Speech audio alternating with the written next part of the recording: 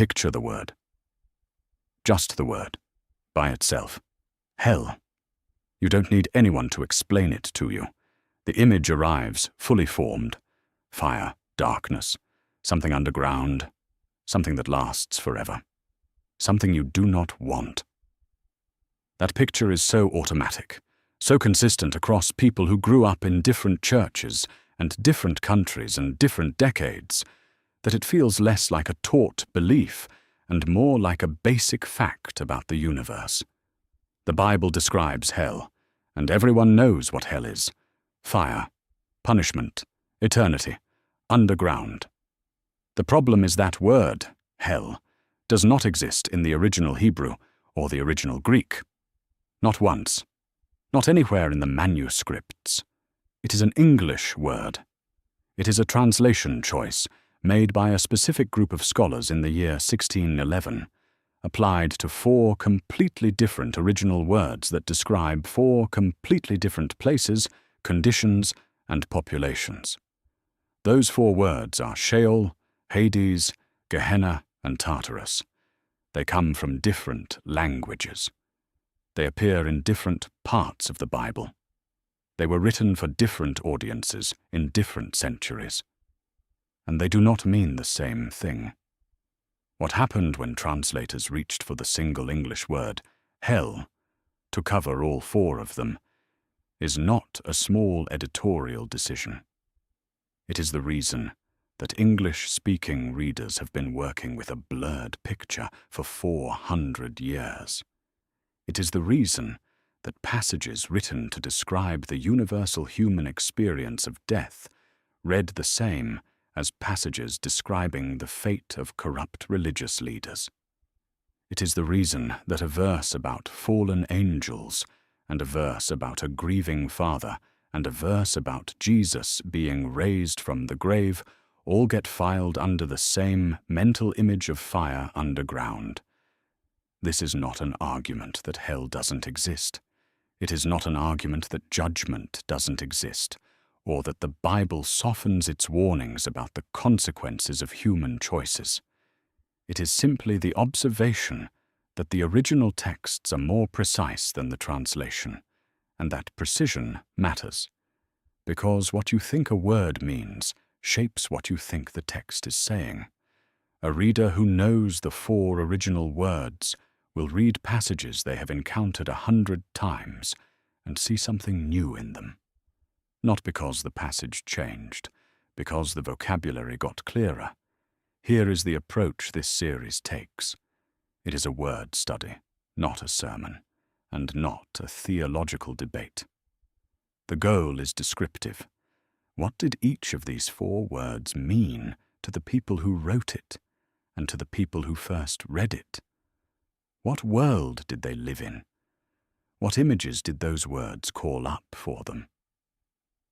We are going to follow the original language as closely as plain language allows, and we are going to let the evidence sit on the table without forcing it toward any single doctrinal conclusion. Different readers who hold different views about what happens after death, about whether punishment is eternal, or whether it ends, or whether it ultimately leads somewhere else, are all welcome here, because the 4 original words matter equally to all of those conversations. Clarity helps everyone. Blurriness helps no one. So here is a brief introduction to each of the 4, just to establish the landscape before we go deep into any of them. Sheol is a Hebrew word. It appears approximately 65 times in the Old Testament. It describes the realm of the dead, the place where the dead exist after death. All of the dead. Not the wicked dead specifically, not people who made particular choices in life, but all of them. Jacob, one of the great patriarchs of Israel, says he will go down to Sheol. Job, a man the text explicitly calls righteous, longs for Sheol as a place of rest. Sheol contains no fire, not in a single one of its 65 appearances. Hades is the Greek word that the New Testament uses in roughly the same way that the Old Testament uses Sheol. It is the realm of the dead. The Greek-speaking world already had this word before any of the New Testament was written. It comes from Greek mythology, where Hades was the underworld, the place all mortals eventually go. In the New Testament, it appears 10 times. In most of those 10 appearances, it means death, the grave, the place between dying and whatever comes after. When Jesus says the gates of Hades will not prevail against his community, he is using fortress imagery, not fire imagery. Gehenna is different. It is Greek in the New Testament, but it comes from a Hebrew place name, Ge-Hinnom, the Valley of Hinnom, a real geographic location southwest of Jerusalem. It has a specific and dark history involving child sacrifice, prophetic cursing, and later its use as the city's refuse dump, where fires burned constantly. Jesus used Gehenna 11 of the 12 times it appears in the New Testament. He aimed it primarily at religious leaders, not at general crowds, and he drew on its local history and its visible, physical reality, the smoke and the rot of an actual valley his audience could see from the city walls. Tartarus is the last and least familiar.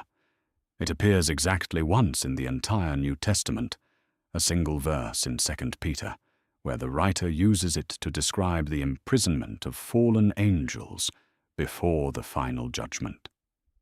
The word comes from Greek mythology, where Tartarus was the deepest part of the underworld, the place where the worst offenders were confined in chains. In the one biblical verse that uses it, it refers to supernatural beings, not to human beings, and it describes a temporary imprisonment awaiting judgment, not a permanent destination. 4 words, 4 origins, 4 populations, 4 distinct moments in the biblical story of death, the dead, and what lies beyond. Before any of them can be read carefully, though, a prior question needs an answer. How did one English word end up covering all of them? The King James translators of 1611 were brilliant scholars who could read Hebrew and Greek. They knew these words were different. Something led them to reach for hell anyway. And that story begins not in England in 1611, but in the late Roman world, more than 1,200 years earlier, with a single translator working on a single Latin Bible, and a word he chose that would echo for centuries. Most English readers of the Bible are, without realizing it, reading a translation of a translation. The King James translators of 1611 worked from the original Hebrew and Greek. Yes, but for over 1,000 years before them, the Bible that shaped Western Christianity was not in Hebrew or Greek. It was in Latin, and the Latin Bible made a choice that the English Bible inherited, carried forward, and embedded so deeply that 4 centuries later most readers have no idea it happened. The Latin Bible is called the Vulgate. It was produced in the late 4th century by a scholar named Jerome, who worked at the request of Pope Damasus III to produce a reliable Latin text from the original languages. Jerome was meticulous and gifted. He spent years learning Hebrew from Jewish teachers, which was unusual for a Christian scholar of his era, and he cared about accuracy in a way that set him apart from many translators who preceded him. But Jerome still faced the translator's oldest problem. What do you do when your target language doesn't have a word that matches? When he arrived at the Hebrew word Sheol, that 65 times repeated word for the realm of the dead, he needed a Latin equivalent. The Latin language had a word that seemed to fit: infernus, or in its plural form, inferi, meaning the lower regions, the place below, the underworld. Jerome used it. He also used it for the Greek word Hades when translating the New Testament portions. Both Sheol and Hades became infernus in Latin. Infernus was not a neutral word. It came loaded with the full weight of Roman underworld mythology, the dark underground realm of the dead that the Romans had inherited from the Greeks, populated with shades and rivers and judges and zones of reward or punishment. Jerome's choice imported that geography into texts that, particularly in the Old Testament, had nothing of the kind in mind. The Hebrew Sheol was simply the grave, the darkness, the place where the dead go. The Latin infernus was already a mythological address. The substitution was understandable. It was the closest available word. But it was not a clean translation. It was a cultural transplant. Over the centuries that followed, infernus and its derivatives became the Church's standard terminology for the afterlife realm. Latin was the language of Christian theology, liturgy, scholarship, and preaching for over 1,000 years. Every sermon, every commentary, every theological argument that engaged with the afterlife did so in Latin, using the vocabulary Jerome had chosen. That vocabulary shaped the mental furniture of European Christianity long before English became the language of biblical study. When the Bible began to be translated into Old and Middle English, in fragments and partial versions over several centuries, and more fully with figures like John Wycliffe in the 14th century, translators needed an English word for infernus. They reached for a word that already existed in Old English, helle, sometimes spelled hell. Old English hell was not a dramatic word. It simply meant a covered place, a hidden place, a concealed space. It was cognate with the Old Norse hell, the name of both the realm of the dead in Norse mythology and the goddess who ruled it. The Germanic root means to cover or conceal. Old English hell meant the unseen place, the place where the dead go and are hidden from the living. There was no fire in the Old English word, no torment, no eternal punishment built into the etymology. It was a quiet, dark word that matched the quiet, dark reality of death as the ancient world understood it. What changed was centuries of Christian preaching. Every generation of clergy who preached on the afterlife used hell as their word and filled it with the content their theology required. Fire came from Gehenna. Torment came from certain New Testament passages. The image of Satan ruling underground came from medieval literature and iconography, not from the biblical text directly. But all of it poured into the single English word, hell, and by the time the King James translators sat down in 1604 to begin their work, hell in popular English no longer meant a covered, hidden place. It meant eternal, conscious punishment in fire. The word had been preached into a different meaning than it started with. The King James translators knew this. They were among the finest biblical scholars England had produced. 47 men who could read Hebrew, Greek, Aramaic, and Latin, who worked in committees, checked each other's work, and debated their choices. They knew that Sheol and Hades and Gehenna and Tartarus were different words. There is no possibility that this distinction escaped them. What they chose to do with that knowledge was to prioritize their audience's understanding over technical precision. Their readers knew what hell meant, so they used it. The result, even by their own hand, was not consistent. Look at how the King James Bible handles Sheol alone. It renders it as hell 31 times, as grave 31 times, and as pit 3 times. 65 occurrences of the same Hebrew word, translated 3 different ways, with no signal to the reader that all 65 are the same original. A reader who encounters "the wicked shall be turned into hell" in Psalm 9, and "I will go down into the grave mourning" in Genesis 37, has no way of knowing both sentences use the exact same word in the Hebrew.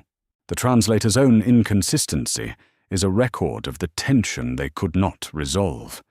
They knew the word didn't always fit. They used it anyway, and where it fit worst, they quietly switched to grave.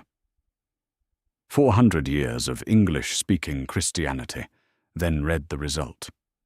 Sermons were preached from Sheol passages as if they described fiery punishment. Hymns were written. Children were taught. Doctrines were systematized.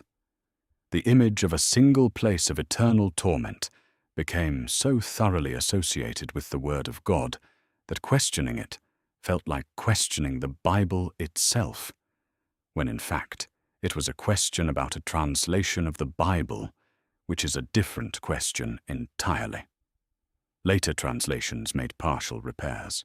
The Revised Standard Version, the New International Version, the English Standard Version. Each one handled some of the 4 words more carefully than the KJV did. But none of them solved the problem completely. Hades in particular still appears as hell in many passages in many popular translations, even though scholars are in wide agreement that it should be rendered the realm of the dead, or simply left as Hades. The problem is not that any single translator was dishonest.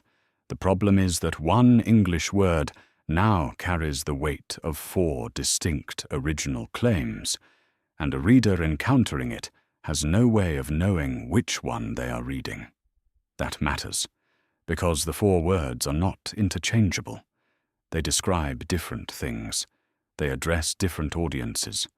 They occupy different places in the biblical storyline of death and what follows it. The next 4 chapters take each one apart.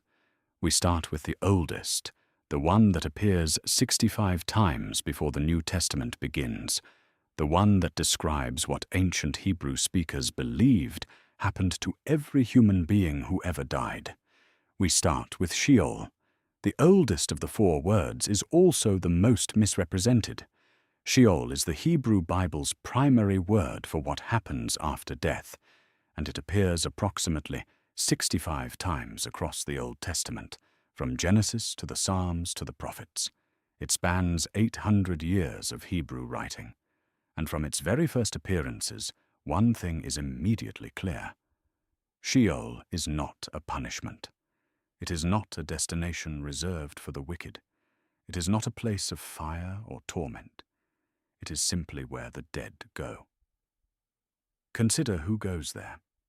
Jacob is one of the towering figures of the Hebrew tradition, the patriarch, the ancestor of the 12 tribes, the man whose name God changed to Israel. When Jacob believes his son Joseph has been killed by a wild animal, he refuses to be comforted and says, "I will go down to Sheol, mourning for my son." He is not threatening himself. He is not warning himself about punishment. He is stating the simple, universal fact of human mortality. I will die, as everyone dies, and I will go to the place where the dead go. Sheol in that sentence is not a warning. It is a destination. The destination. Job goes further. Job is a man the text explicitly calls blameless and upright, a man who fears God and turns from evil. The text's own characterization, not a reader's opinion. And in his suffering, Job longs for Sheol. "Oh, that you would hide me in Sheol," he says, "that you would keep me secret until your wrath is past, that you would appoint me a set time and remember me." Job is asking to go to Sheol as a form of relief, a place of hiding, of waiting, of rest from his pain. If Sheol were a place of torment for the wicked, a righteous man longing for it would make no sense at all. But within the actual Hebrew meaning of the word, it makes perfect sense, because Sheol is simply death, and death would end Job's suffering. The Psalms use Sheol repeatedly, and the way they use it confirms the same picture. It is paired with death again and again as a synonym. It is the darkness, the pit, the silence, the depths. Psalm 88 addresses God from a place of deep despair. Are your wonders known in the darkness, or your righteousness in the land of forgetfulness? The phrase is haunting. The land of forgetfulness, not the land of fire, not the land of punishment, the land where things are forgotten. Psalm 6 says, "In death there is no remembrance of you, in Sheol who will give you praise." The psalmist is pleading for rescue, not from punishment, but from death itself, from the silence and the absence that death brings. The dominant image of Sheol across the Psalms is not suffering. It is absence, cessation, the lights going out. There is no fire in Sheol.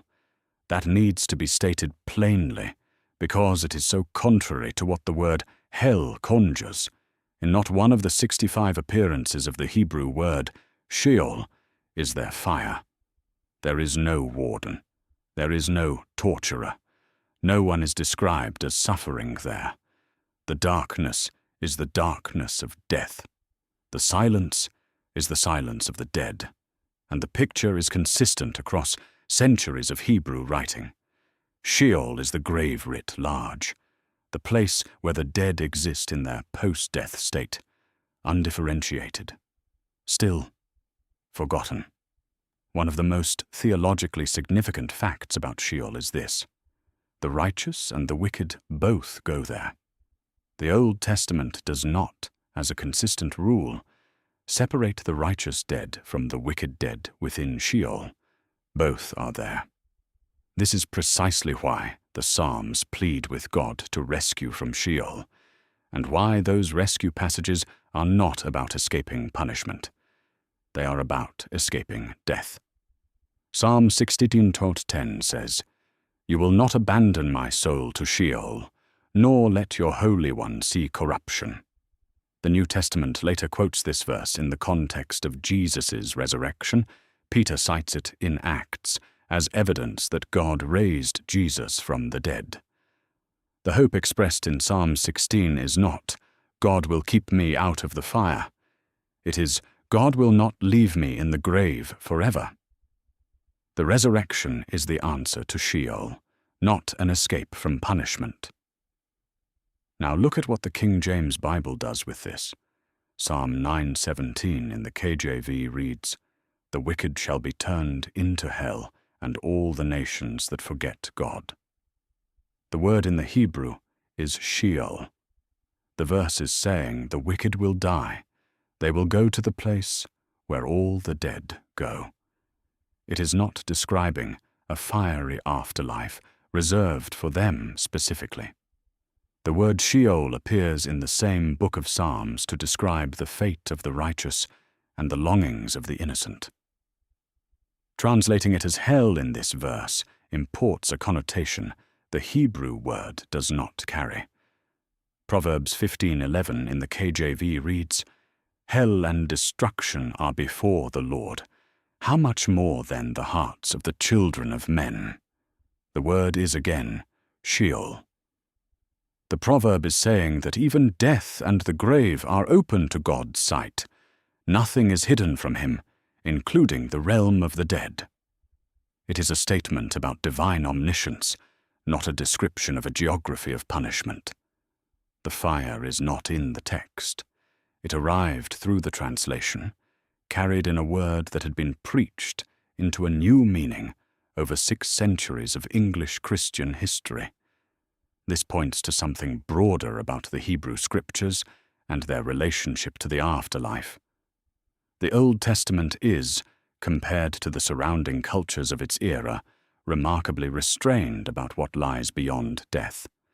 Egypt had an elaborate afterlife theology, the weighing of the heart, the journey through the underworld, the fields of Aru. Mesopotamia had detailed mythology about the realm of the dead. The Hebrew Scriptures spend relatively little time on it. Their focus is this life, the covenant between God and Israel, the land, the descendants, justice within the community, faithfulness in the present world. Sheol is not heaven's opposite in the Old Testament. There is no heaven and hell binary running through the Hebrew Bible as a governing framework. Sheol is simply death's address, where everyone ends up, waiting, silent, in the dark.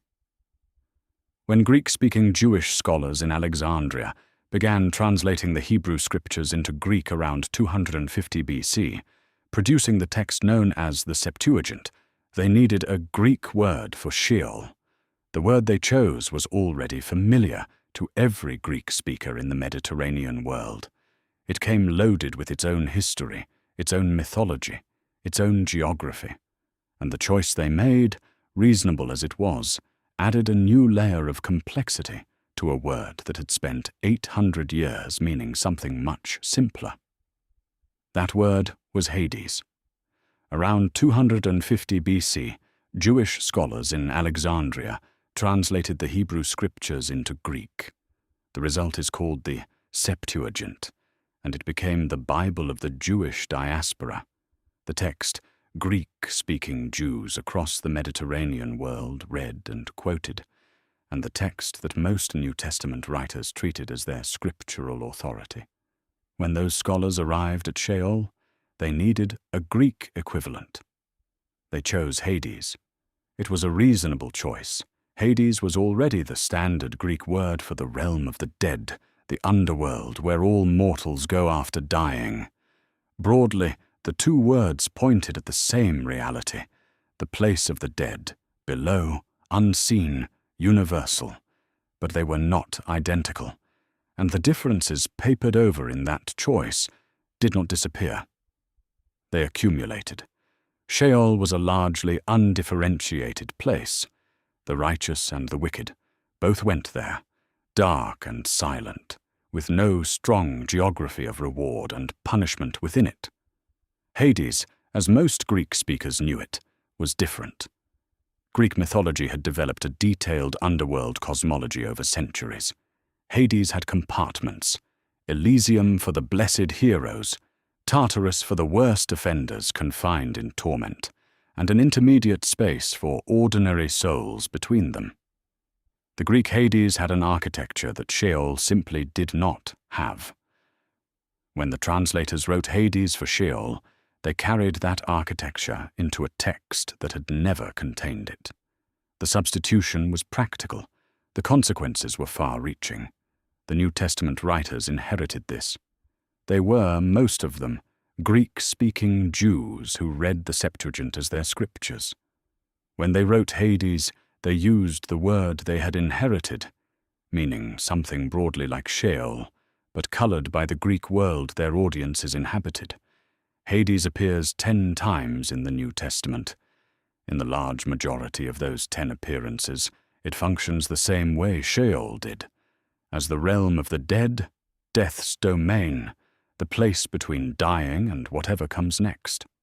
It is not, in most appearances, a place of active torment. It is the grave, scaled up, the condition of being dead. 3 passages show this most clearly. In Matthew 16 and 18, Jesus says to Peter, "On this rock I will build my church, and the gates of Hades shall not prevail against it." The King James Bible renders this, "The gates of hell shall not prevail," and most modern readers picture fire, the forces of hell pushing against the church. But the image Jesus is using is architectural, not thermal. Gates are a defensive structure. A city with strong gates holds its captives inside. Jesus is saying that death, understood as a stronghold, will not be able to hold what belongs to his community. This is a resurrection image, not a fire image. The enemy is death, and the claim is that death cannot win. In Acts 2:27, the Apostle Peter is preaching on the day of Pentecost, and he quotes Psalm 16:10. "You will not abandon my soul to Hades, nor let your Holy One see corruption." The argument Peter makes is that this ancient psalm was David speaking prophetically about Jesus, that God did not leave Jesus in Hades, that his body did not decay, that he was raised. Hades in this verse is simply where Jesus' body went when he died, the same place all the dead go. The good news Peter is announcing is that God didn't leave him there. Again, This is resurrection language, built on Sheol, Sheol Hades, as a neutral term for death. In Revelation 1:18, the risen Jesus says, "I am the living one. I died, and behold, I am alive forevermore, and I hold the keys of death and Hades." Death and Hades are paired, as they are several times in Revelation, as twin descriptions of the same condition. Jesus holds the keys, the authority over death, the power to release from the grave, not fire keys, death keys. The dominion being claimed is over mortality, not over a torture chamber. Then there is Luke 16, the parable of the rich man and Lazarus, the passage most frequently cited to argue that Hades is a place of conscious torment. A rich man who ignored the poor man Lazarus at his gate both die. Lazarus is carried to Abraham's side. The rich man is in Hades, in torment, and can see Lazarus across a great chasm he cannot cross. He asks for water, because he is in anguish in the flame. This passage should not be waved away. It depicts suffering within Hades, consciousness, communication, and separation between the righteous dead and the suffering dead. These are real elements of the text. But several things also need to be weighed. First, this is a parable, a story form Jesus uses to make moral and theological points, not to provide literal afterlife geography. Second, the rich man's torment is never described as eternal in this passage. The word does not appear. Third, the story draws on Second Temple Jewish imagery about compartments in the afterlife that Jesus' audience would have recognized as familiar framework. Fourth, one parable, making one point about wealth and the treatment of the poor, cannot carry the weight of a complete doctrine of eternal torment for all the wicked dead. The rest of Hades' appearances in the New Testament do not describe fire and anguish. One of the most decisive passages on Hades is Revelation 20:13-14, and it is decisive precisely because of what it says about Hades' permanence. The text reads, "And the sea gave up the dead who were in it. Death and Hades gave up the dead who were in them, and they were judged, each one of them, according to what they had done. Then death and Hades were thrown into the lake of fire." Read that carefully. Hades is thrown into the lake of fire. Hades is not the lake of fire. They are two distinct things. The lake of fire is what comes after Hades. It is the final destination of judgment, while Hades is the holding place of the dead prior to the resurrection and judgment. And after the final judgment, Hades ends. It is destroyed. It is thrown into the very thing it is often mistaken for. The King James Bible uses hell for both Hades and Gehenna, which makes this distinction invisible. A reader who sees Hades thrown into hell has no category for what they are reading. It seems like a contradiction, but it is not a contradiction. It is a sequence. The temporary gives way to the permanent, the intermediate gives way to the final, and Hades, the realm of the dead, is not where the story ends. Hades, like Sheol before it, is mostly the grave, mostly death, mostly the condition of being dead, while the larger story continues toward resurrection and judgment. One passage shows suffering within it, and that passage matters. But the shape of Hades across the New Testament is not a furnace. It is a gate, and one that, according to the one who claimed its keys, will not hold forever. The third word is different. The third word has a location, it has a history. It has smoke you could smell from the city walls of Jerusalem. And Jesus used it 11 times. Of the 4 words that English translators rendered as hell, only one refers to an actual geographic location. You can find it on a modern map. You can stand in it today. It sits southwest of Jerusalem, a long, narrow valley, cutting along the base of the hill on which the old city stands. In Hebrew it is called Hinnom, the Valley of Hinnom. In Greek and Latin, that became Gehenna. And to understand why Jesus reached for it as a warning image 11 times in the Gospels, you have to know what that valley meant to the people who could see it from the city walls. The valley's history begins dark and gets darker before it changes. During the period of the Israelite monarchy, roughly the 9th and 8th centuries BC, the Valley of Hinnom became associated with the practice the Hebrew prophets condemned more fiercely than almost anything else in Israel's history: the burning of children as sacrifices to a god named Molech. Within the valley sat a place called Topheth, which appears to have been a fire altar, a site of ritual burning. 2 Kings 23:10 records King Josiah's reforms in explicit terms. He defiled Topheth, which is in the valley of the son of Hinnom, that no one might burn his son or his daughter as an offering to Molech. The fact that Josiah had to defile it to stop the practice tells you the practice was happening. The prophet Jeremiah returned to this valley repeatedly, and what he said about it carries the full weight of prophetic fury. "Behold, the days are coming," Jeremiah wrote, quoting God, "when this place shall no more be called Topheth, or the valley of the son of Hinnom, but the valley of slaughter." The valley where children burned would itself become a valley of the slain, the place where the bodies of the judgment struck would be left unburied. Jeremiah pronounced it cursed ground, a site of the worst human abomination, transformed by divine judgment into a symbol of devastation and defeat. After Josiah defiled the valley's altars, smashing them, filling them with human bones to make them ritually unclean, the site fell out of use for worship. But the association did not disappear. The valley remained, and by the time of the Second Temple period, the centuries in which Jesus lived, the Valley of Hinnom had taken on a new practical identity. It was Jerusalem's refuse dump.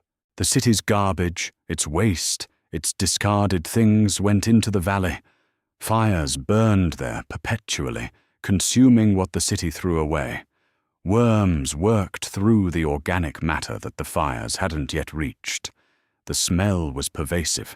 Anyone standing on the southern walls of Jerusalem looked down into a valley of smoke, rot, and slow fire. When Jesus used the word Gehenna, his audience didn't need it explained. They knew the valley. They could smell it on the right wind.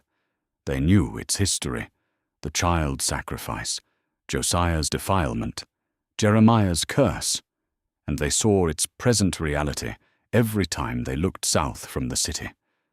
The word carried everything at once: fire, decay, waste, the fate of what is thrown away, the judgment pronounced over the worst of Israel's sins.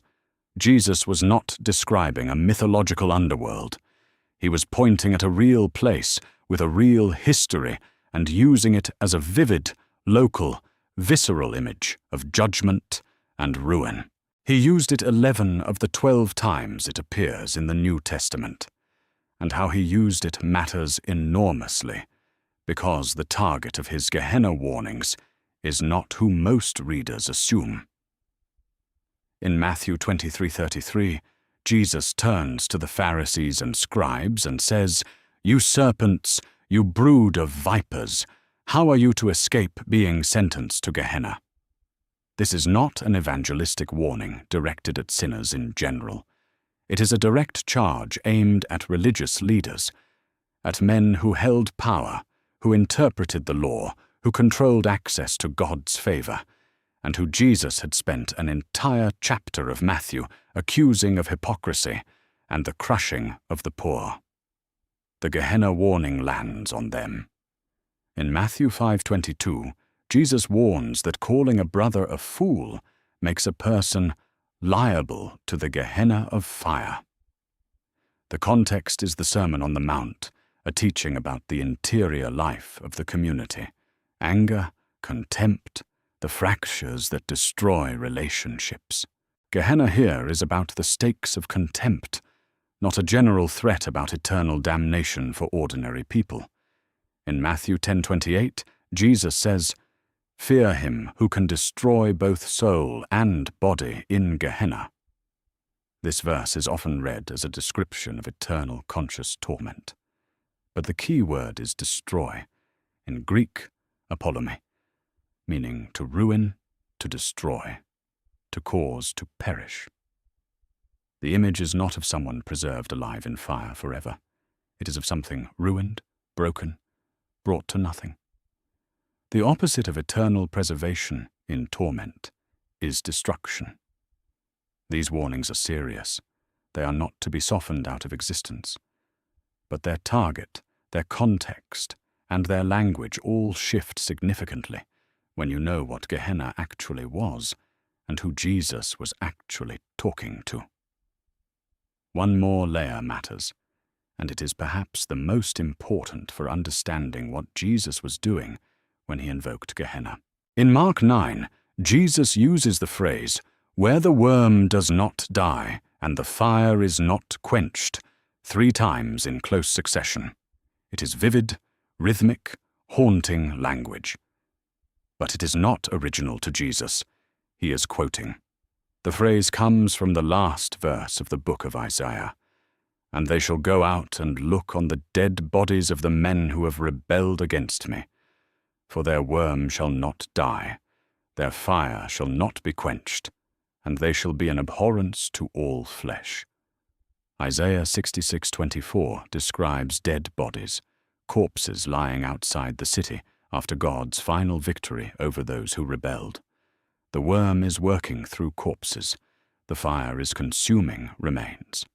It is the image of total, irreversible defeat, of the unburied dead left to rot, which, in the ancient world, was the ultimate indignity. Jesus takes Isaiah's image of unburied corpses outside a city and applies it to Gehenna, the actual valley outside Jerusalem where things were thrown, burned, and left to decompose. The geography and the image are the same. The word unquenchable does not mean the fire burns forever. It means it cannot be stopped before it finishes its work of consuming. Hades and Gehenna are not the same word, and they do not describe the same moment. Hades is where the dead go now, the intermediate realm, the condition of being dead before the resurrection. Gehenna is the image of final judgment, what awaits the condemned after the resurrection, after the accounting. The King James Bible calls both of them hell, and a reader of that translation cannot tell which one is which. A reader who cannot tell which one is which cannot accurately read the biblical timeline of death, judgment, and what follows. The fourth and final word has nothing to do with either of them. Jesus never used it. It describes a prison not for human beings, but for something older, and it appears in the entire New Testament exactly once. The fourth word is the one almost nobody knows exists. It does not appear in any discussion of Sheol. It does not come up in sermons about Hades. It is not invoked in arguments about Gehenna. Most readers of the Bible, including lifelong readers who know their New Testament well, have never noticed it is there at all. It appears exactly once, in a single verse, and the King James Bible renders it the same way it renders the other 3. Hell. The word is Tartarus. The verse is 2 Peter 2:4. For if God did not spare angels when they sinned, but cast them into hell and committed them to chains of gloomy darkness to be kept until the judgment. The English says hell. The Greek says something quite different. The word Peter actually used is a verb built from the noun Tartarus, or Tartaru, meaning to cast into Tartarus, to confine in Tartarus. It is the only time this word appears anywhere in the New Testament. One occurrence, one verse, and crucially, it is applied not to human beings, but to angels. To understand what Peter was doing, you have to know where the word came from. Tartarus is not a Hebrew concept. It is not a Jewish concept. It is Greek mythology, and it is very old Greek mythology. The poet Hesiod, writing in the 8th century BC, described the cosmos as a set of nested layers in his theogony. The highest layer was Olympus, home of the gods. Below that was the earth. Below the earth was Hades, the underworld where the dead went. And below even Hades, deeper than any other region of the cosmos, was Tartarus, the abyss, the pit at the bottom of everything. Hesiod described it as so far below Hades that a bronze anvil dropped from the earth's surface would fall 9 days before reaching Hades, and another 9 days before reaching Tartarus. It was the deepest possible confinement. The beings imprisoned in Tartarus in Greek mythology were the worst offenders in cosmic history. The Titans who had warred against the Olympian gods and been defeated, the most dangerous monsters, those whose crimes against the divine order were so severe they could not be allowed to exist freely anywhere in the cosmos. Tartarus was not a place of fire in Greek mythology. It was a place of chains and darkness, of absolute confinement, of waiting in the deep. A prison, not a furnace. Its defining characteristic was depth and darkness, and the impossibility of escape. Peter's audience would have recognized this word the moment they read it. They lived in the Greco-Roman world. They knew Hesiod. They knew the mythology. When Peter wrote that God cast the sinning angels into Tartarus, he was reaching for the most vivid term available in his cultural world for the worst possible imprisonment. The deepest, darkest, most inescapable confinement imaginable. He was saying, God locked them in the bottom of everything and threw away the key. This is a rhetorical move that appears elsewhere in the New Testament. The Apostle Paul, writing to communities in Greek cities, occasionally quotes Greek poets to make his points. In Acts 17, speaking in Athens, he quotes the Cretan philosopher Epimenides and the poet Aratus when making an argument about God. In Titus 1:12, he quotes Epimenides again. These writers were not endorsing Greek mythology as literal cosmology. They were skilled communicators who knew their audiences and spoke their cultural language in order to convey a theological reality. Peter using Tartarus is the same move. He reaches for the term his readers would most powerfully associate with ultimate confinement and applies it to the fate of the angels who sinned. Who are those angels? The text gives enough clues to identify them. 2 Peter 2:4 does not elaborate much. It simply says, angels who sinned, cast into Tartarus, held in chains of gloomy darkness until the judgment. But the companion passage in Jude 6 is more specific. And the angels who did not stay within their own position of authority, but left their proper dwelling, he has kept in eternal chains under gloomy darkness until the judgment of the great day. Angels who left their proper dwelling, who abandoned their assigned position. The reference almost certainly points to Genesis 6:1-4, the cryptic passage about the sons of God who took human women as wives before the flood, a passage that Second Temple Jewish literature, particularly the book of 1st Enoch, interpreted as describing a catastrophic rebellion by angelic beings who crossed a boundary between the divine and human realms. Those beings, in both Jude and 2 Peter, are held in confinement until the final judgment. Tartarus is their holding cell.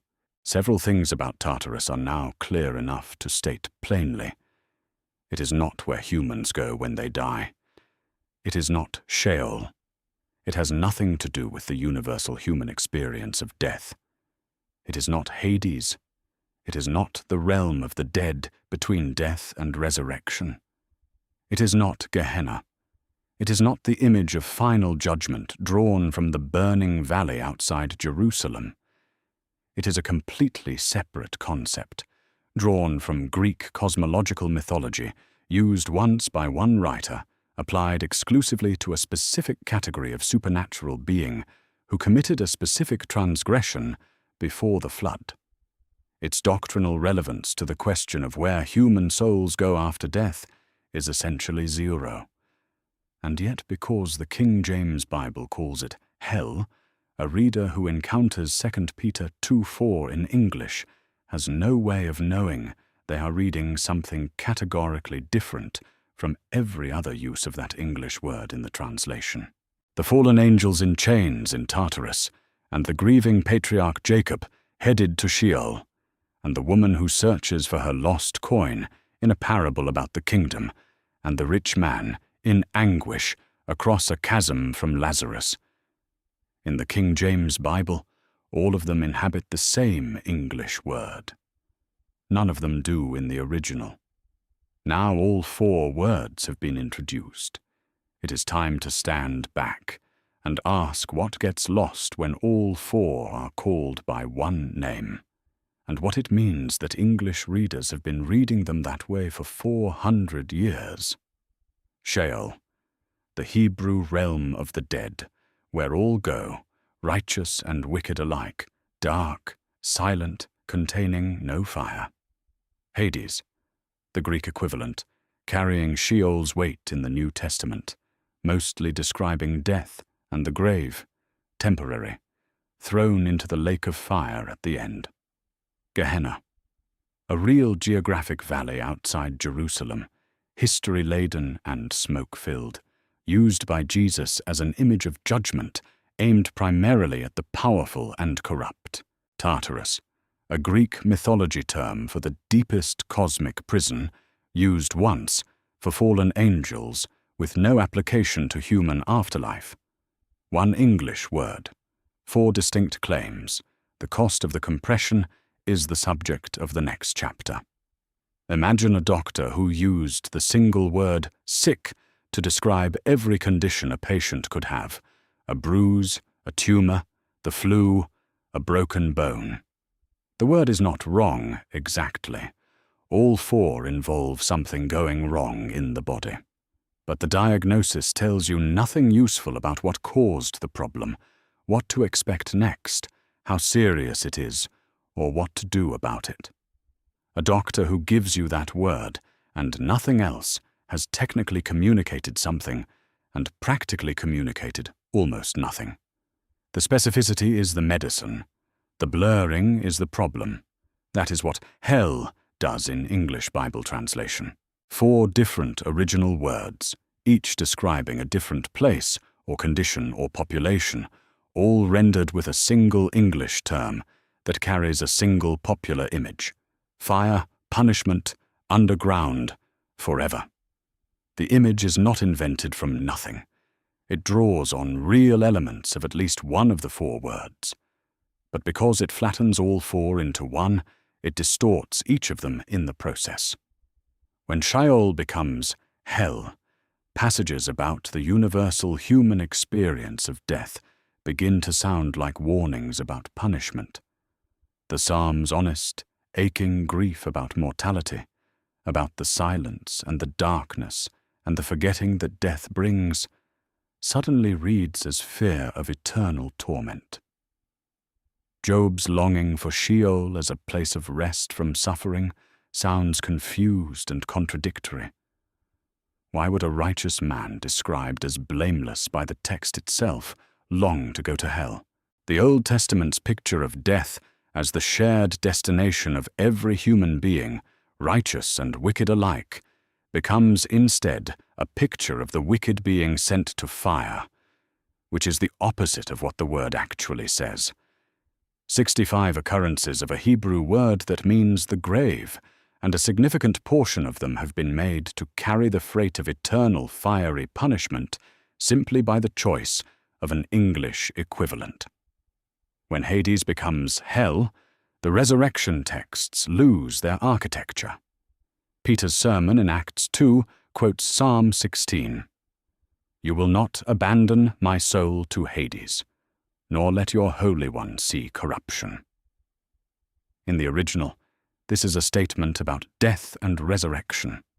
God did not leave Jesus in the grave. Jesus was raised from the dead, and this is proof of who he is. But when the translation says, "You will not abandon my soul to hell," the verse no longer sounds like a resurrection announcement. It sounds like Jesus was rescued from fire. The specific claim that death couldn't hold him, that the grave gave him up, dissolves into a vaguer image of rescue from punishment. And Revelation 20:14, where death and Hades were thrown into the lake of fire, becomes genuinely baffling. Hell thrown into hell. The reader has no category for what is happening. The text is distinguishing two different things: the intermediate realm of the dead and the final destination of judgment. And the translation has made that distinction invisible. When Gehenna becomes hell without its context, the image loses the specific historical and geographic force that made it powerful. A first-century Jew in Jerusalem who heard Jesus say, Gehenna had a concrete and layered picture immediately available: the valley to the south of the city, the smoke rising from its refuse fires, the history of child sacrifice that had cursed the ground, Jeremiah's pronouncement that it would be a valley of slaughter, the unburied bodies of the condemned left to decay outside the city walls. All of that lived in the Word. When an English reader in any century after 1611 reads hell in those same passages, they see a generic underground fire realm assembled from centuries of popular culture, Dante, Milton, medieval iconography, horror films. The local and visceral and historically specific has been replaced by the mythological and generic. The force of what Jesus was saying, rooted in a real place with a real prophetic history, becomes detached from all of that and floats free as a vague image of badness. When Tartarus becomes hell, the careful biblical distinction between what happens to fallen angels and what happens to human beings disappears entirely. 2 Peter 2:4 is describing a specific holding place for a specific category of supernatural being: the angels who sinned before the flood, imprisoned in chains of darkness until the final judgment. That is a very precise claim about a very specific situation. But when it reads as God cast them into hell, it looks like a confirmation of the standard afterlife doctrine. Bad beings go to hell. The supernatural specificity, the pre-flood timing, the chains and darkness not fire description, the waiting for judgment temporariness, all of it collapses into the background assumption the reader already brought to the text. The pastoral consequences of 400 years of this compression are real. Preachers working from the King James Bible preached Sheol passages as warnings about eternal fire, because their translation said hell, and hell meant fire. They were not fabricating. They were reading what their translation showed them. Old Testament texts that gave honest voice to grief and fear in the face of human finitude were recruited as warnings about punishment. The pastoral weight was not native to those texts. It was imported through a translation choice into communities who had no way of knowing the word had been changed. The doctrinal consequences have shaped one of Christianity's longest internal debates. 3 main positions exist on what happens to the wicked after death: eternal conscious torment, in which the wicked suffer in fire without end; annihilationism, in which the wicked are destroyed and cease to exist; and universal reconciliation, in which all are eventually restored. Proponents of each can cite English Bible passages in their support, and all three sides are frequently citing the same English word for different original concepts. The annihilationist points to Gehenna's destruction language. The eternal torment position points to the rich man in anguish in Hades. The universalist points to Hades itself being thrown into the lake of fire at the end. All three say hell. None are reading the same original word. The debate has been conducted as though all parties share the same evidence. They do not. Distinguishing the four original words does not settle which position is correct, but it makes the debate honest. Each side can know which original word they are actually arguing from, and which claims that specific word can bear. Reading the four words as four words does not make judgment disappear from the Bible. Gehenna is real. The warnings are serious. The final accounting the New Testament describes is a genuine and repeated theme, but the specific shape of what that means, its duration, its nature, its exact population, is a question that can only be answered honestly when it stops being asked of a single English word that answers for four. The question now is what the generations of translators who followed the King James Bible did with this problem. Some of them made repairs. Some of the repairs held. Some did not. The King James Bible was not the last English translation. In the centuries after 1611, scholars returned to the original languages again and again, producing revisions and fresh translations that had access to better manuscripts, improved understanding of ancient Hebrew and Greek, and in some cases, a more deliberate awareness of the four-word problem. The Revised Version appeared in 1881. The Revised Standard Version came in 1952. The New International Version arrived in 1978. The English Standard Version followed in 2001. Each one faced the same inherited tangle, and each one made choices about how to handle it. Some of those choices were genuine improvements. Some of the improvements held, others did not. And in at least one important area, the problem that the KJV created has never been fully resolved in any major English translation widely used today.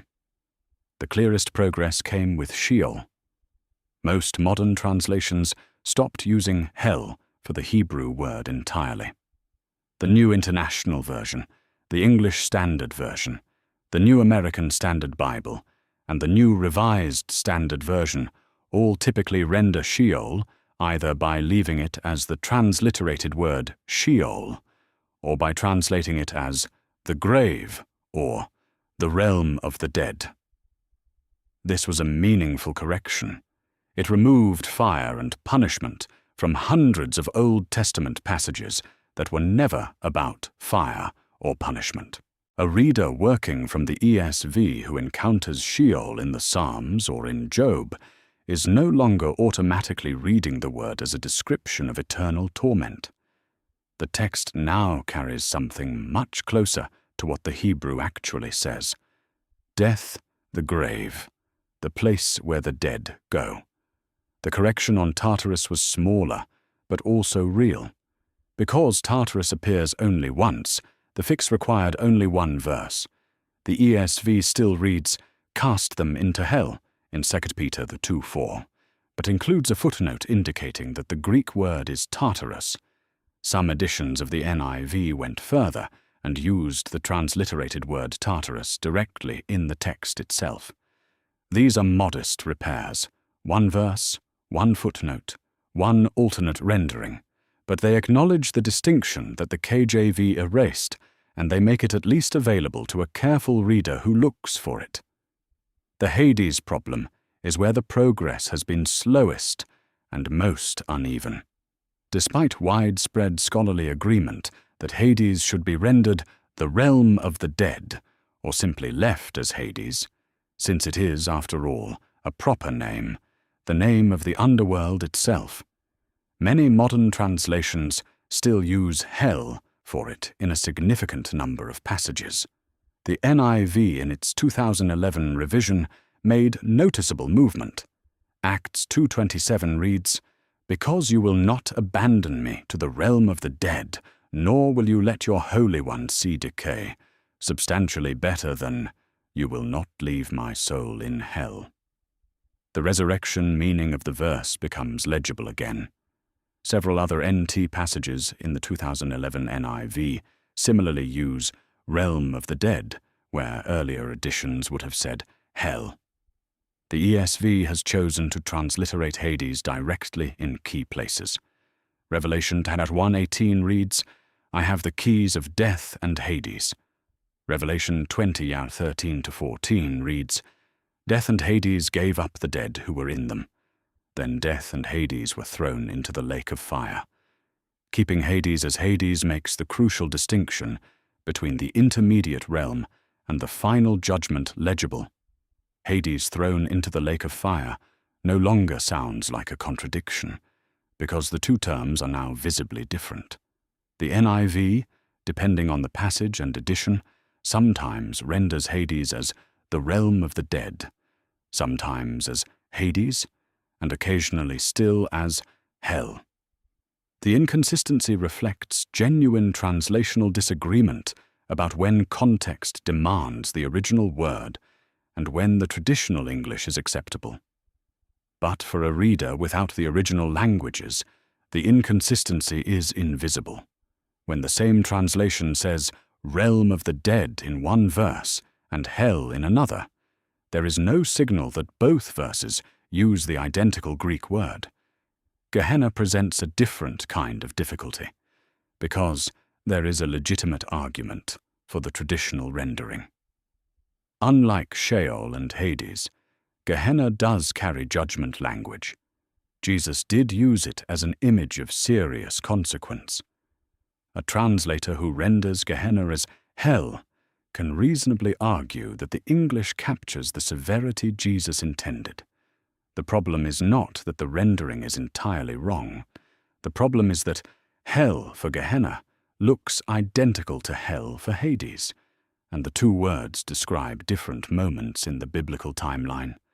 Hades is where the dead are now, and Gehenna is the image of final judgment after the resurrection. An English reader who cannot distinguish them cannot follow the sequence.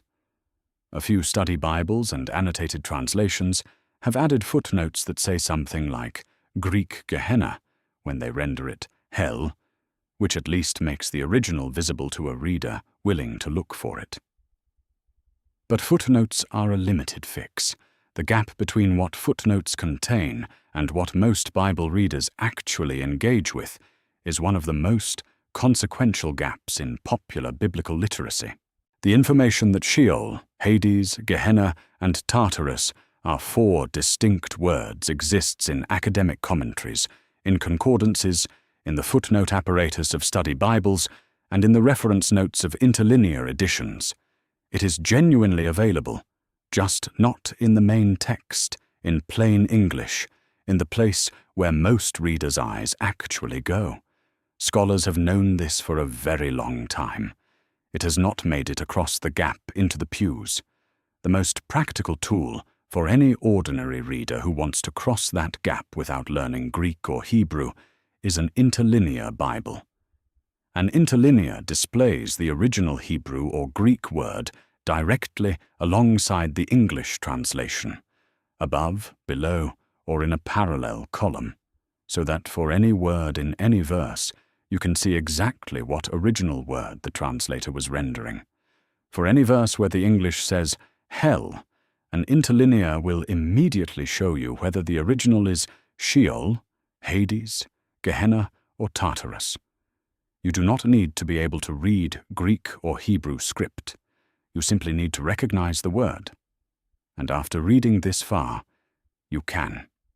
Blue Letter Bible, Bible Hub, and the Step Bible are all free online tools that provide this functionality for any passage in any major translation. Any reader with a phone or a computer has access to this information right now. Modern translations have done real work on this problem. The Sheol correction was significant. The movement on Hades, slow as it has been, is in the right direction. But the problem is not yet solved. Until the 4 words appear reliably as 4 distinct terms in the main text of the translations most people actually hold in their hands, ordinary readers will continue to inherit the compression that the King James Bible set in motion. Whether that compression actually changes anything that matters, whether knowing the 4 words shifts anything of significance for how people read, think, or believe, is the question the next chapter takes up directly. Some readers will have arrived at this point with a reasonable challenge forming. Does any of this actually change anything? The Bible still contains Gehenna. Jesus still issued warnings about judgment. The New Testament still describes a lake of fire and a great white throne and books being opened and the dead standing before a judge. If all of that remains, and it does, hasn't the basic doctrine of hell survived the word study more or less intact? The honest answer is, it depends on which doctrine of hell you are asking about. Some things do not change. Some things change considerably. What does not change is the presence of judgment in the New Testament. Gehenna carries real fire language, real destruction language, real consequences. Jesus used it seriously and aimed it at people he considered genuinely culpable, not as theater, not as rhetorical decoration. The lake of fire in Revelation is not a mild image. The final accounting the New Testament describes is consistent and serious across multiple writers and multiple books. A person who reads the 4 original words and concludes that the Bible contains no warning about consequences at all has not read the 4 original words carefully. Judgment is there. What is also there is more precision than the English word hell has ever been able to carry. What changes, once the 4 words are distinguished, breaks down into several specific areas. The first is the question of what word eternal applies to. In passages about Gehenna, the Greek word for destruction, apollome, emphasizes ruin, perishing, the end of something. It is not the word for preserving something alive in perpetual torment. When readers can identify Gehenna specifically, the destruction language in those passages becomes sharper and more visible. The case for annihilationism, the view that the condemned are destroyed rather than preserved in endless suffering, rests heavily on this language, and it becomes easier to make clearly once you know which texts it actually comes from. The second thing that changes is who Jesus was talking to. The Gehenna warnings in the Gospels were aimed primarily at the Pharisees and religious leaders, not at the general population. Knowing this reframes the pastoral application of those passages. They are not primarily recruitment tools for fear-based evangelism. They are warnings to the powerful, the hypocritical, and the religiously corrupt, directed at people who used their position to burden others and who claimed to speak for God while doing the opposite of what God required. The weight of those warnings falls differently when you know the original audience. The third change is what the God of the Old Testament looks like. When Sheol is rendered hell, the Hebrew scriptures appear to describe a God who sends human beings to eternal fire. When Sheol is rendered the grave, the same scriptures describe a God who presides over universal human mortality, a different picture. The Old Testament's God is still a God of justice and covenant accountability, but the specific claim that he sentences people to eternal torment does not, in fact, appear in the Hebrew text. It appeared in the English translation. Removing it from Sheol does not remove judgment from the Hebrew Bible. It removes a misattribution. The fourth change is what the resurrection of Jesus means.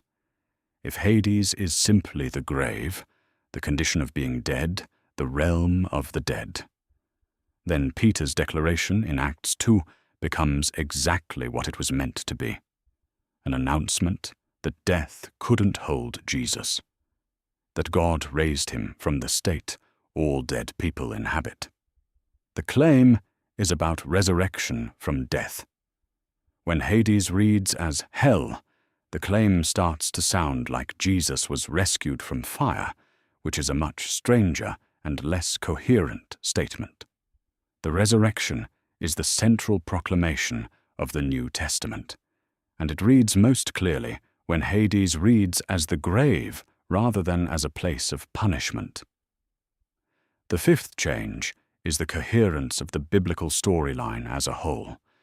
Death leads to Sheol, or Hades, the intermediate condition of the dead. Resurrection brings the dead out of that condition. Judgment follows. The final destination of the condemned is described using Gehenna's imagery and the lake of fire language of Revelation. These are stages, a progression across time. All four words map onto specific stages of that progression. When all four collapse into hell, the stages collapse too, and the reader is left with a single, blurry destination rather than a carefully ordered sequence. For readers who hold different positions on what final judgment means, the four-word distinction is useful in different ways. If you hold eternal conscious torment, knowing the four words helps you locate your actual evidence more precisely. The argument belongs in Gehenna and in the lake of fire, not in Sheol or in the general use of Hades. Your position is not weakened, it is better grounded. If you hold annihilationism, the destruction language in Gehenna, apoluma used in Matthew 10:28, destroy both soul and body, becomes your clearest text, no longer muddied by its association with Hades passages that describe the grave rather than destruction. If you hold universal reconciliation, the temporary nature of Hades, thrown into the lake of fire at the final judgment, then gone, and the silence of Sheol about any torment at all, give your reading more precise footing. All three positions become more honest arguments when they know which word they are drawing from. There is also a dimension to this that goes beyond the doctrinal. For people who grew up inside religious communities where fear about hell was a primary tool, where Sheol passages were preached as direct personal threats, where ordinary human mortality was weaponized into recruitment for faith through terror, this word study often carries weight that is more than academic. Being told for years that a Hebrew word meaning the grave was a warning about your eternal fate is a specific kind of harm, and it was a harm done in good faith by people reading what their translation showed them. The clarification does not erase that history, but for some readers it changes the texture of their relationship with those texts in ways they did not expect. Precision matters. A reading that cannot distinguish Sheol from Gehenna is working with blurred instruments at exactly the points where sharpness matters most. The four words are available. They have always been available. The distance between what the original says and what the English translation has shown most readers is not insurmountable. Before the final chapters bring the four words together into a complete picture and offer practical tools for any reader who wants to use them, one more layer of context matters deeply. Jesus did not speak these words into a vacuum. He spoke into a specific Jewish world, one with competing schools of thought, active disagreements about the afterlife, and a range of beliefs about death and resurrection that was anything but uniform. Understanding that world changes what his words were doing. When Jesus used the word Gehenna, he was not speaking into silence. He was not delivering a new teaching to people who had no framework for thinking about death and judgment and what follows. He was stepping into a world already full of those conversations, a world in which different, educated, serious, influential groups held deeply different views on exactly these questions and argued about them with real stakes. Understanding who those groups were and what they believed changes what it means when Jesus spoke. The period in which Jesus lived is called the Second Temple period, from roughly 530 BC, when the exiles returned from Babylon and rebuilt the temple, to 70 AD, when the Romans destroyed it. Jewish religious thought had moved through enormous changes during and after the Babylonian exile. Contact with Persian religion, Greek philosophy, and Hellenistic culture had all left their marks. By the 1st century, what we call Judaism was not one thing. It was a landscape of competing schools, rival interpretations, and genuine theological disagreement. Among the questions most actively disputed, what happens when you die? The Sadducees were the priestly and aristocratic faction, most closely associated with the temple establishment. They held to the written Torah alone and rejected the traditions other groups had developed over the centuries. On the afterlife, their position was stark. There was none. Acts 23:8 summarizes it plainly. The Sadducees say that there is no resurrection, nor angel, nor spirit. Death was death. You died, you went to the grave. The story ended. This was not a casual position.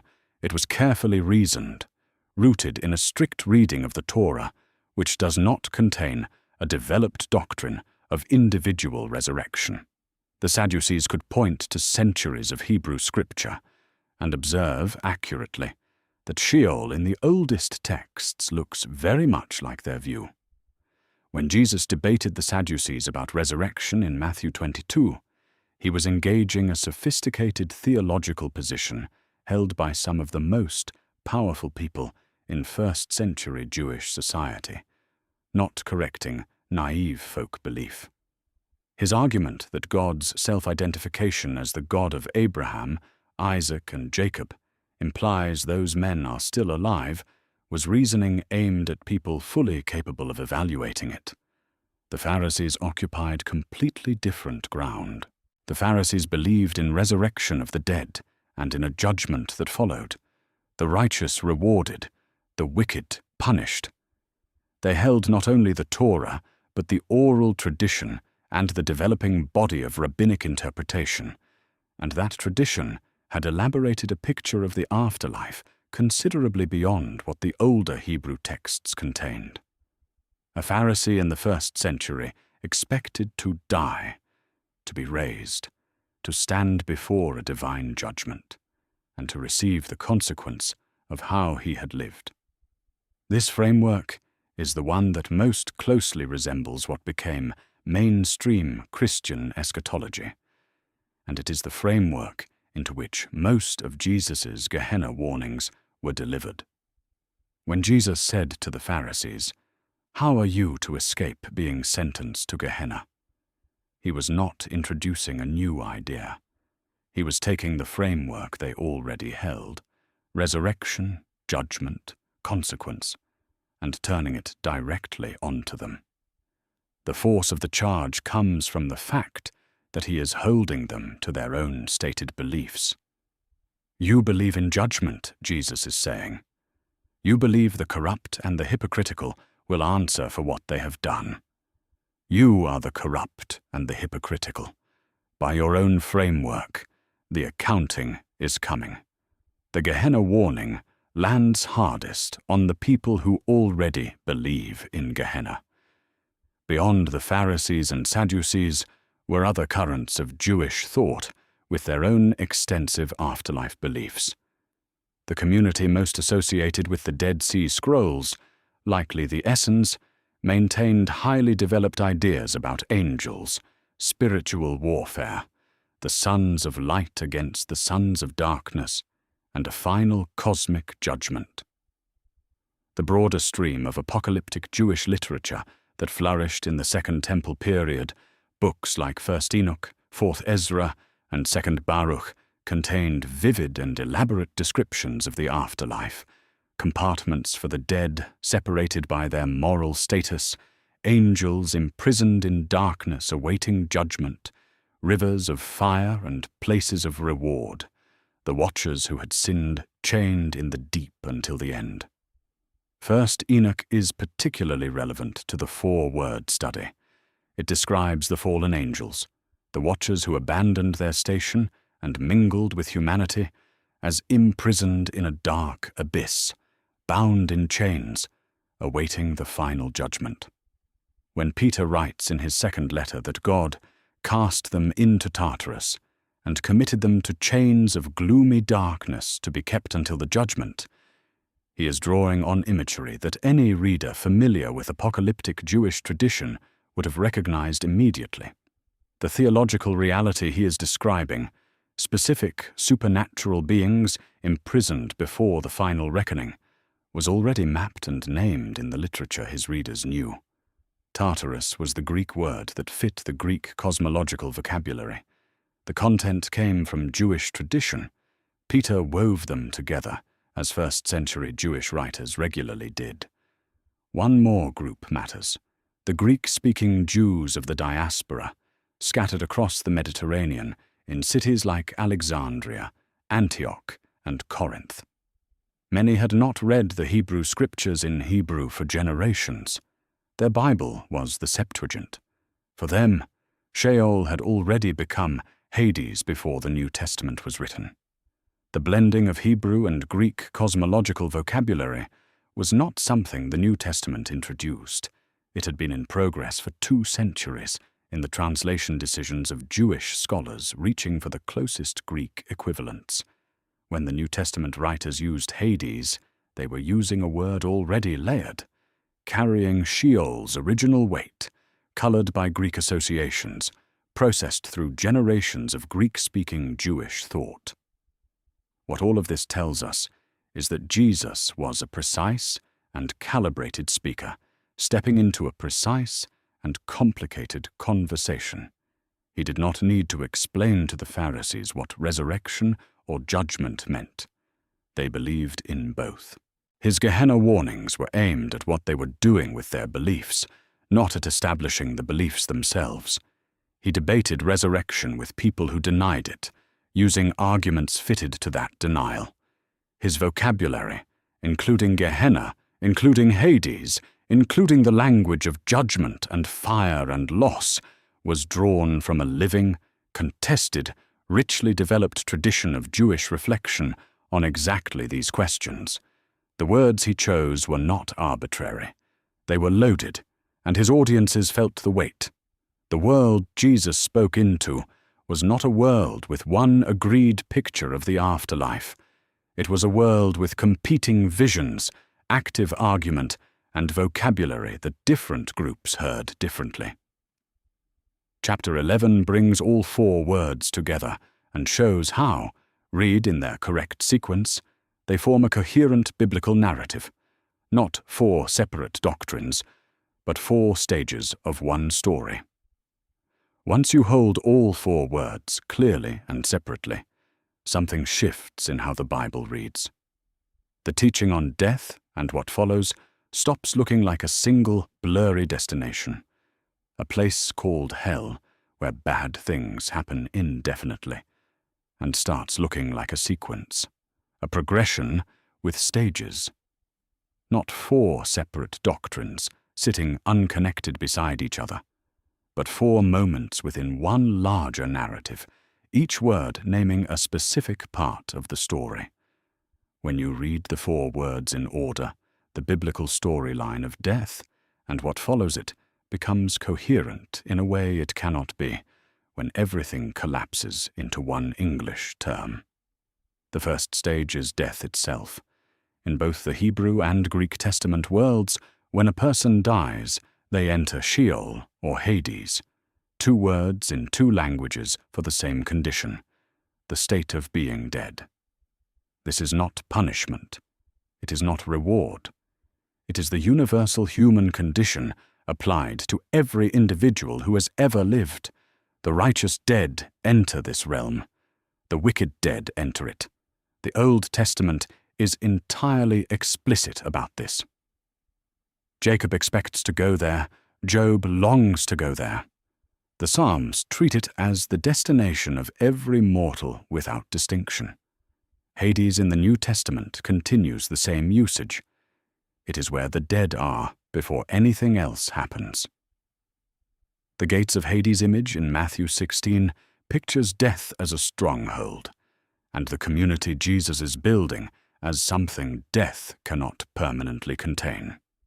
But the crucial point about this stage is that it is temporary. The biblical storyline does not end here, and does not leave anyone in Sheol or Hades as a permanent state. The second stage is what theologians call the intermediate state, the condition of the dead between death and resurrection. This is where the biblical picture becomes less uniform. The Hebrew scriptures left it largely undeveloped. The dead are in Sheol, in the dark, in the silence. The New Testament introduces more texture.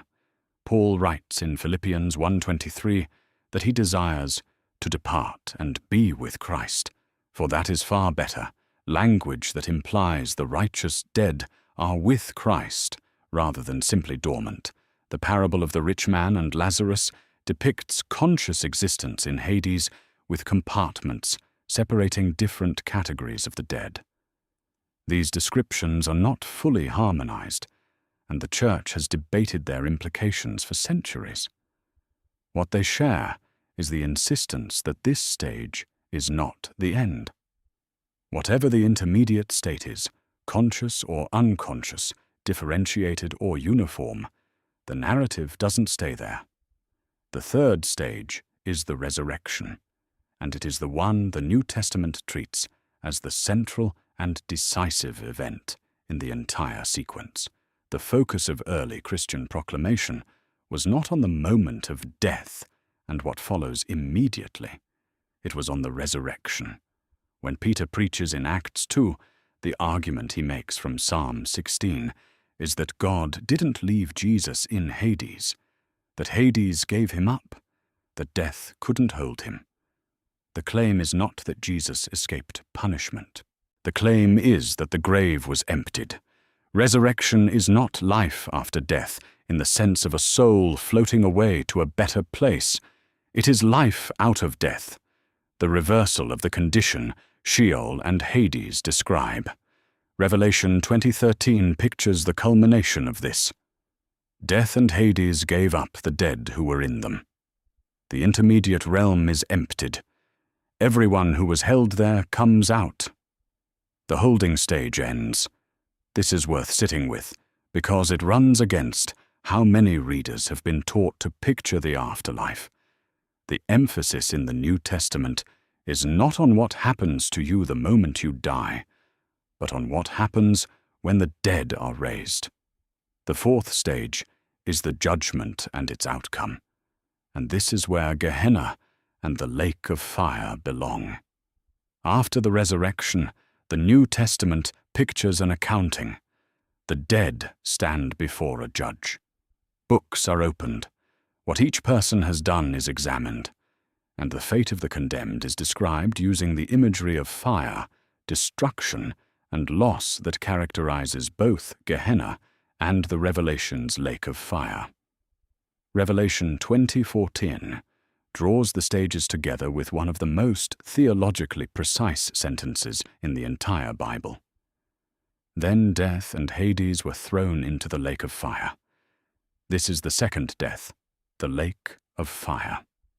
Three things happen in that sentence. First, the intermediate realm, the holding place of the dead, is destroyed. It ends. Second, the lake of fire is identified as the second death, framing final judgment in terms of death rather than merely ongoing torment, and raising the question of whether the second death destroys what it claims. Third, Hades and the lake of fire are clearly distinguished as two separate things occupying two different moments in the sequence. The fate of the condemned belongs to stage 4, not to stage 1. What happens to the wicked dead in Hades is not the same claim as what happens to the condemned at the final judgment. This 4-stage structure clarifies something important about the doctrinal debates that have occupied Christian theology for centuries. The dispute between eternal conscious torment, annihilationism, and universal reconciliation is almost entirely a dispute about the nature and duration of stage 4, the final judgment. It is not primarily a dispute about stages 1 through 3. The Sadducees were wrong about resurrection, but they were not wrong that Sheol, as described in the Hebrew Scriptures, is largely undifferentiated and quiet. The Pharisees were right that resurrection and judgment follow death, even if the New Testament complicates the picture they held. Stages 1 through 3, death, the intermediate state, and resurrection, are largely coherent across the range of Christian positions once the vocabulary is separated. The genuine disagreement is about what happens in stage 4, and it should be argued using stage 4 texts, not by treating Sheol passages as if they describe the lake of fire. The resurrection is the theological hinge on which this entire sequence turns. If Sheol and Hades were permanent, if the intermediate realm were the end of the story would be much simpler and much darker. But the New Testament insists they are not permanent. Hades gives up its dead. Hades is itself destroyed. What persists is whatever the resurrection brings through. This is why the earliest Christian proclamation, the thing the first witnesses ran through the streets announcing, was not, "You can escape hell when you die." It was, "Jesus was raised from the dead." The resurrection was the announcement that death's hold had been broken, that the gates of Hades had not prevailed, that the grave was not the final word. Everything else in the sequence, the intermediate state, the final judgment, the fate of the condemned, is downstream of that claim. Reading the 4 words in their correct order gives the biblical storyline back its shape. It also makes clear which arguments belong at which stage and which texts are actually relevant to which claims. The final chapter takes all of this and asks a single practical question. Now that you know the 4 words, what do you do with them? You now know that the word hell in your English Bible is 4 different words in the originals. You know what those words are: Sheol, Hades, Gehenna, Tartarus, where each one comes from, what it meant to the people who wrote and first read it, which populations it applies to, and how all 4 map onto a 4-stage sequence in the biblical narrative of death and what follows it. The question that remains is the most practical one. What do you actually do with this? The first and simplest step is to stop reading any hell passage at face value and start checking which original word it comes from. This does not require knowing Greek or Hebrew. It requires 30 seconds and a free tool. Blue Letter Bible at blueletterbible.org lets you click any word in any verse and see the original Hebrew or Greek behind it, the definition, and every other place that same word appears. BibleHub at biblehub.com offers similar lookup plus a dozen translations side by side. The Step Bible at stepbible.org is more scholarly, but still free, with full interlinear display. All 3 work on a phone. You need internet access and the habit of looking, nothing more. 10 minutes with any of these tools on your key hell passages will show you concretely which of the 4 words you are actually reading. That is the entire first step. Look up the word. The second step is to ask what that specific word tells you about the passage. If the original is Sheol or Hades, the passage is about death, the condition of being dead, the realm of the dead, the grave. It is not primarily about punishment, and it is not about fire. The picture it gives you is of the universal human experience of mortality, and whatever the passage is doing, it is doing it from that premise. If the original is Gehenna, the passage is using the Valley of Hinnom as a judgment image. You should ask who Jesus is speaking to, what behavior he is addressing, what the local history of that valley contributes to the force of the warning, and what the Greek word for destruction says about the nature of what is being described. If the original is Tartarus, you are in the one verse in the New Testament that applies that word to fallen angels awaiting judgment before the final day, and its direct relevance to the question of where human beings go when they die is essentially nil. Noting which word you are reading is the entire second step, and it will change how a large portion of the Old and New Testament reads to you. The third step is specific to Gehenna. Hold those warnings in their context. They are serious and should not be explained away. But their force is shaped by context in ways that matter. Who is Jesus speaking to? In the great majority of Gehenna passages, he is speaking to the Pharisees and religious leaders, men who hold power, claim to interpret God's word, and whom Jesus charges with hypocrisy and the crushing of the vulnerable. What behavior is he addressing? Contempt and religious corruption, not ordinary moral failure in general. What image is he drawing on? A real valley outside Jerusalem, historically cursed, presently burning, producing smoke and decay his audience could see and smell. A reader who holds that context is reading Jesus honestly. A reader who flattens it into a generic warning about where sinners go after death has lost most of what makes the words land. The fourth step is to keep the resurrection in the foreground when you read the New Testament's afterlife language. The central claim the New Testament makes about death is not where you go when you die. It is that Jesus was raised from the dead. The resurrection is the announcement that death's hold has been broken, that Hades does not get to keep what it holds, that the story does not end in the grave. Hades gives up its dead. Death and Hades are themselves destroyed. The fate of the living, and of those who are raised, is determined by what comes after the resurrection, not by the intermediate condition of the dead. Reading any passage about the afterlife without keeping the resurrection as the governing frame will always produce a distorted picture, because the resurrection is the event the entire narrative is built around. The fifth step is doctrinal humility about the specific nature of final judgment.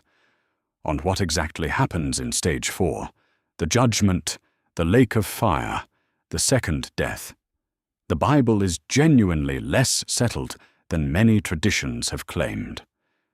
Thoughtful readers working carefully from the same texts have concluded eternal conscious torment, or annihilation, or universal restoration. All three positions have serious scholars, serious arguments, and serious engagement with the original languages behind them. What is clear is that judgment is real, that the Gehenna and lake of fire language is serious and not to be minimized, and that the fate of the condemned matters to the biblical writers. What is less clear is the precise form, the precise duration, and the precise population of that judgment. The 4 original words do not settle those disputes.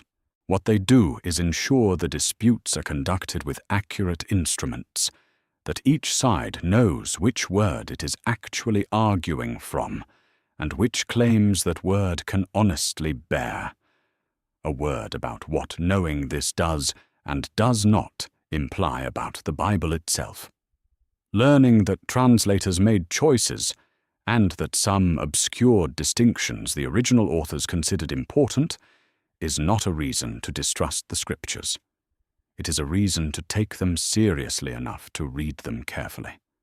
The people who produced the King James Bible were skilled, faithful scholars doing their best with the vocabulary their world gave them. They were not deceiving anyone. What they could not give their readers was access to the original distinctions their vocabulary erased. Not because the information was hidden, but because English did not have words to carry it cleanly. The original texts are accessible and have been preserved carefully.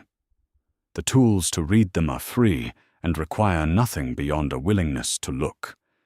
Reading carefully, checking the originals, holding conclusions with appropriate humility. These are not acts of doubt. They are acts of respect for what the text actually says. We began with one English word printed large, hell. Behind that word, as it turns out, are four. A Hebrew word for the universal grave where Jacob and Job and the psalmists expected to go. Dark, silent, containing no fire. A Greek word for the realm of the dead, carrying Sheol's weight into the New Testament, mostly describing death itself, temporary, ultimately destroyed. The name of a real valley outside Jerusalem, smoke-filled and history-laden, used by Jesus 11 times as a vivid and specific image of judgment aimed at the powerful and corrupt. And a Greek mythology term for the deepest cosmic prison, used once for fallen angels, with nothing to say about where human beings go when they die. They were never the same word. The translators who made them one were working in good faith in their moment.